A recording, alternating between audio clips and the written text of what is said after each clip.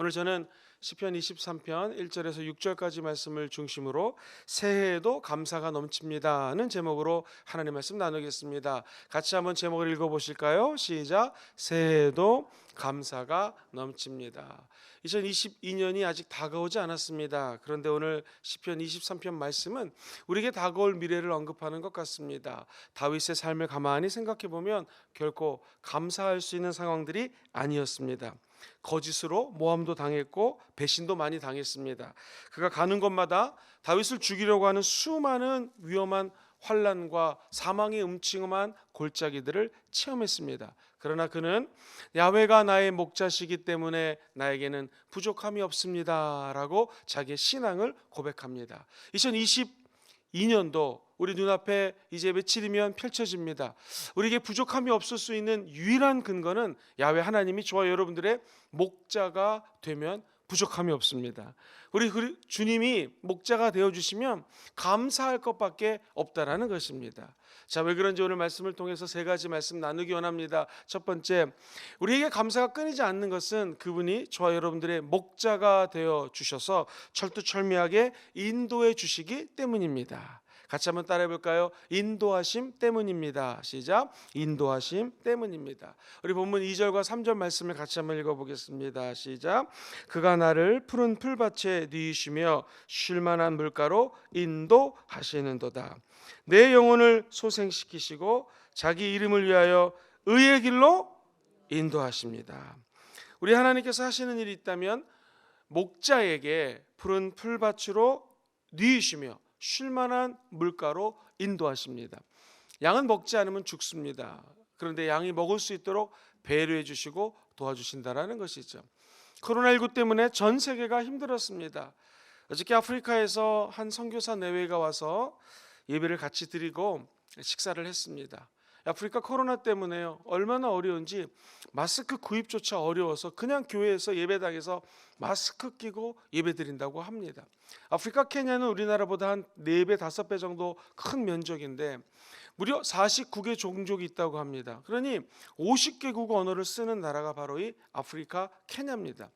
그리고 각 족속마다 조금 더 부한 족속이 있고 힘든 족속이 있는데 선교사님이 사역하는 지역은 너무나 어려운 지역이라서 마스크 공급조차가 되지 않는다라는 것이죠. 흡사 우리나라 처음 코로나 터졌을 때 마스크 살려고 남산동, 구서동 그리고 우리 금정구 다 돌아다녔지만 살 수 없었지 않습니까? 꼭 흡사 그렇다라는 거예요.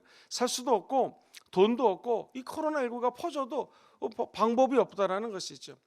사랑하는 성도님들, 이 코로나19로 전 세계가 이 어려움 가운데서도 가만히 생각해 보면 올 한 해 정말 밥을 굶은 우리 성도님들 없었습니다. 이게 하나님의 인도하심인 줄 믿습니다.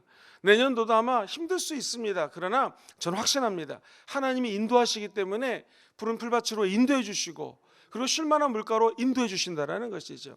뿐만 아니라 3절에 보니 우리의 영혼을 소생시켜 주십니다. 이 소생시켜 주는 것이 인도하는 거랑 무슨 연관이 있을까요? 소생시킨다라고 하는 것은 히브리 말로 슈브라는 단어를 쓰는데요. 돌아간다는 의미입니다. 오늘 2022년을 바라보며 감사가 넘치고 우리의 영혼이 소생되기 원하시면 아멘 해볼까요? 내 영혼이 하나님께로 돌아가면 우리의 영혼이 소생된다라는 것. 하나님께로 돌아가는 것이 곧 하나님으로부터 인도함 받는다라는 것입니다. 저와 여러분들이 오늘 다짐해야 될 것이 있습니다.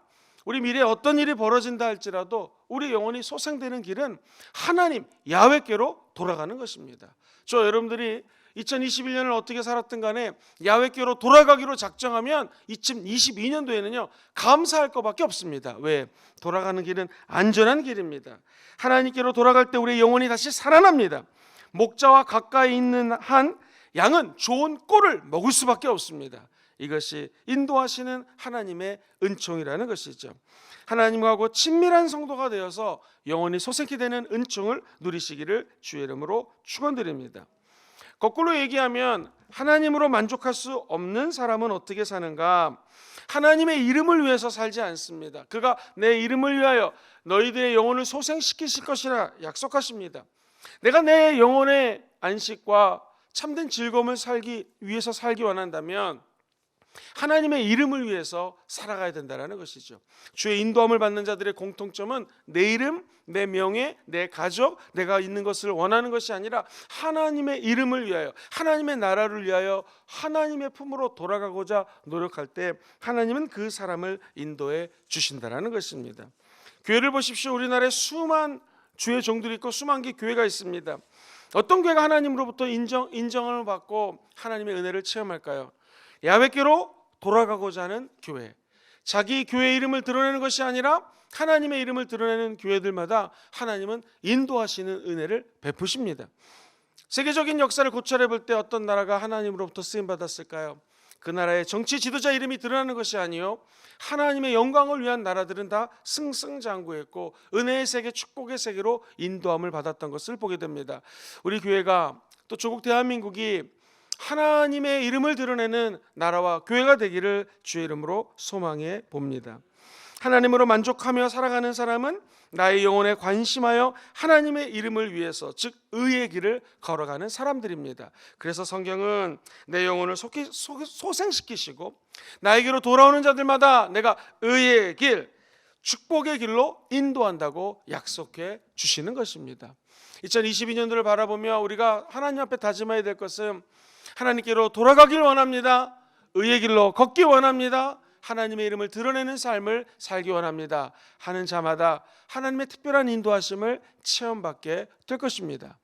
두 번째, 내년에도 우리 삶에 감사가 넘쳐나는 이유는, 가장 중요한 이유가 될 것입니다. 하나님이 우리를 끝까지 보호해 주시기 때문에 그렇습니다.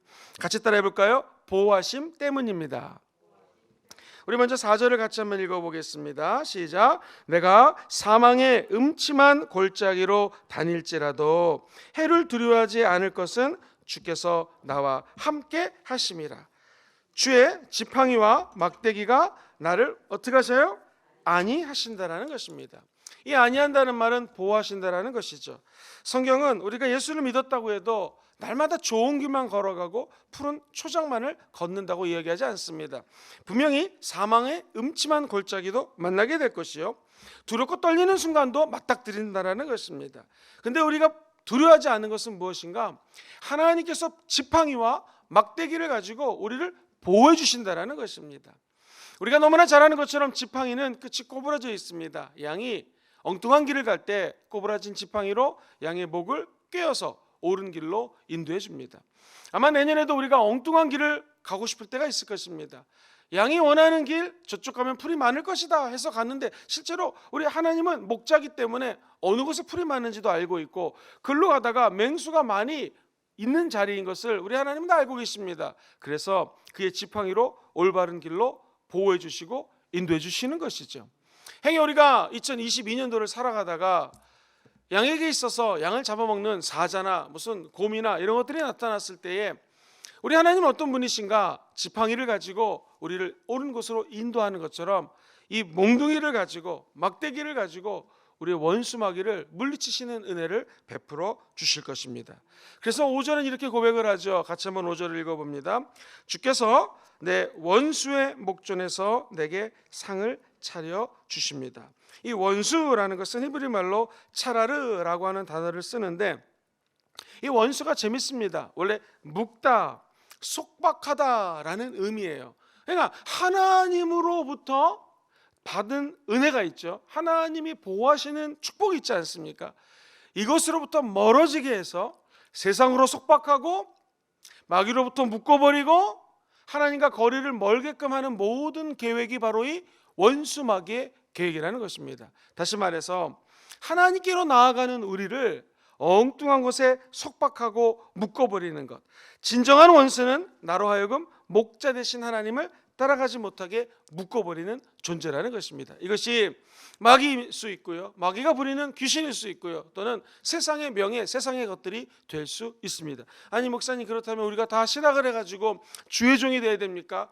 어제 만났던 선교사님처럼 선교사가 되어서 아프리카에 가서 사역해야 되는 것입니까? 그렇지 않습니다. 여기서 얘기하는 것은 원수 마귀가 우리를 조롱하고 하나님께로 묶는 것이 아니라 세상으로 묶어버릴 때 우리에게 필요한 것이 있습니다. 그것을 하나님께로 인도함 받는 자들은 4절에 내 머리 위에 기름을 부으셨으니 내 잔이 넘치나이다. 한번 따라해 볼까요? 기름 부으심. 우리가 원수 마귀로부터 보호함을 받고 원수 마귀로부터 묶임, 속박을 당하지 않으려면 성령의 기름 부으심이 필요하다는 것입니다. 고대 근동의 기름 부으심은 역사적으로 보면 이집트에서 먼저 시작이 되었습니다. 애굽에서 왕이 대관식 때에 주로 올리브 기름을 기름 붓습니다.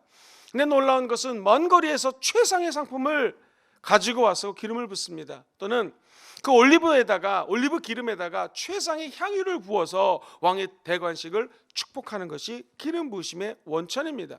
그리고 시간이 지나서 로마라든가 그리스라든가 이 기름 부으심의 문화와 역사의 풍습은 지속적으로 계속됩니다.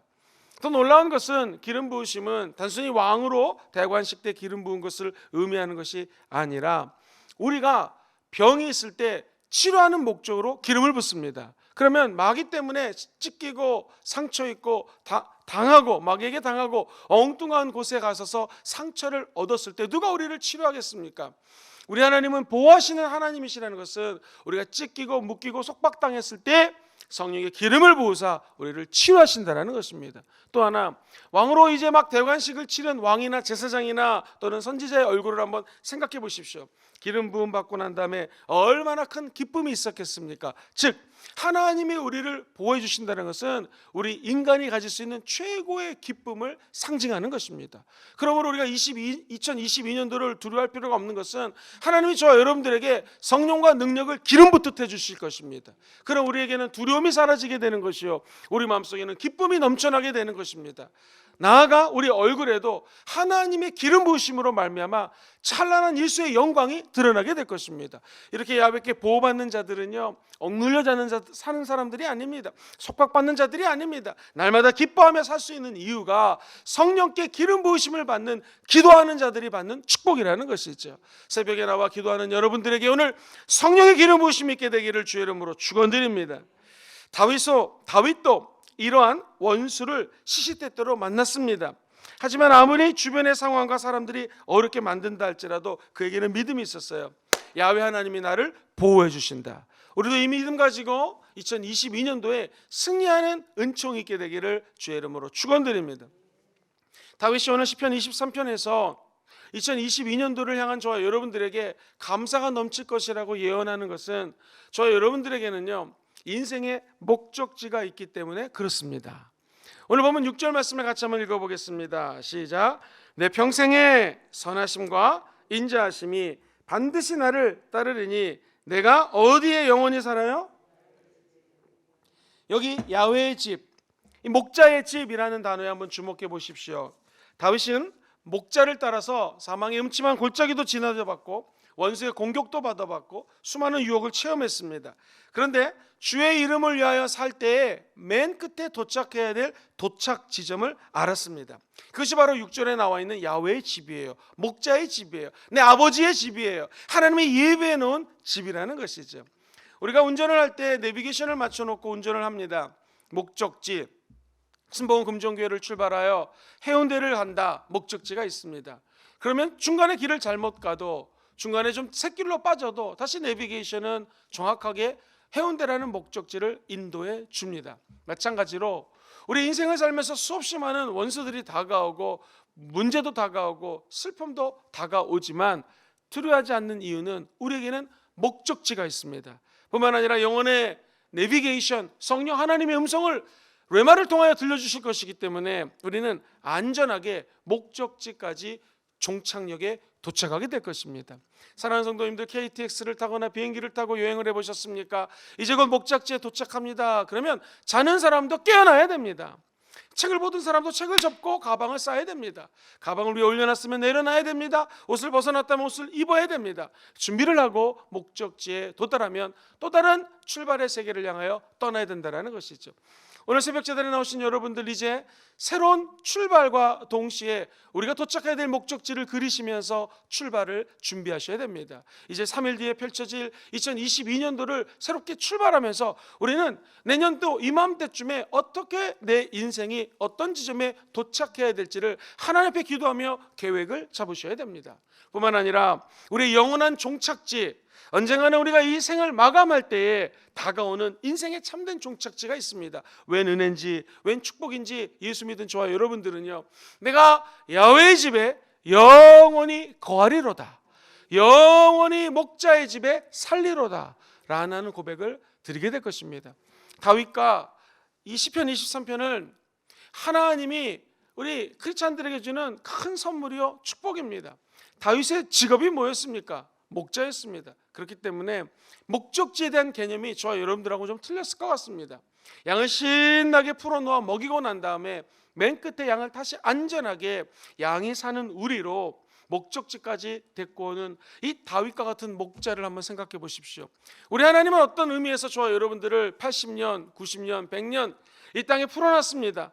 마음껏 하나님과 즐기다가 때로는 사망의 음침한 골짜기를 다니고 때로는 우리를 해하는 원수마귀를 만난다 할지라도 그의 지팡이와 막대기가 끝까지 우리를 인도하시고 보호해 주십니다. 그리고 어느 날 드디어 우리의 생이 마감하는 날 하나님께서는 저와 여러분들을 우리의 최종 목적지 야훼의 집까지 안전하게 인도해 주실 것입니다.